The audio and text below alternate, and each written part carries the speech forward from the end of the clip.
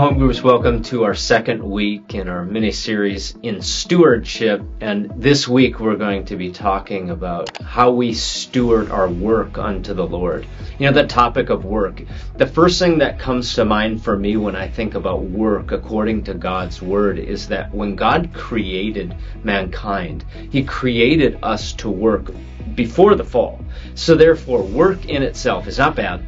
It's not like a result of our sin. Work is something He gifted to us. And really, the great blessing that work is for us is that we get to be a part of what God is doing. That we're a part of this responsibility that He has given, that He gave first to Adam and continues with us today.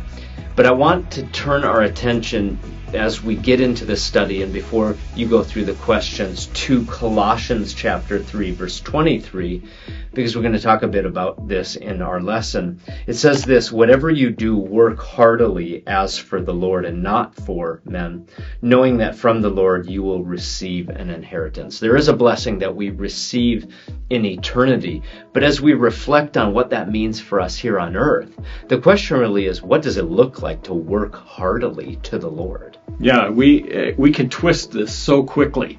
We can think in terms of, well, I'm going to work hard for the Lord, and then He's going to be pleased with me. He'll be so happy with me because I'm doing all of these things for Him.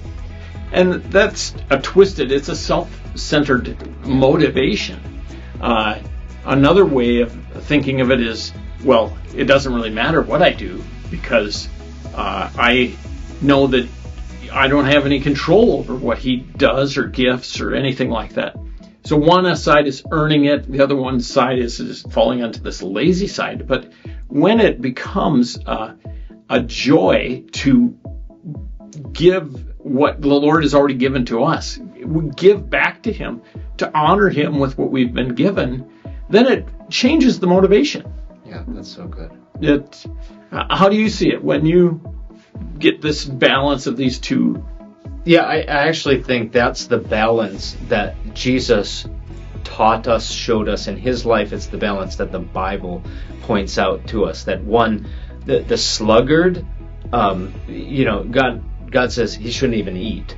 To the one who thinks you earn to deserve God's love or gain God's love, that's void of the gospel. And so we need to understand work biblically in order to honor and glorify Him. And that's really what this study is all about. As you get into the study questions, you're going to be poring over verses like that have been mentioned here. I think you'll certainly benefit from going through the study and having some discussion about how this applies to our lives. I hope you're blessed as we continue to go through this sermon study on stewardship and how we, in this case, steward the responsibilities that God has given us.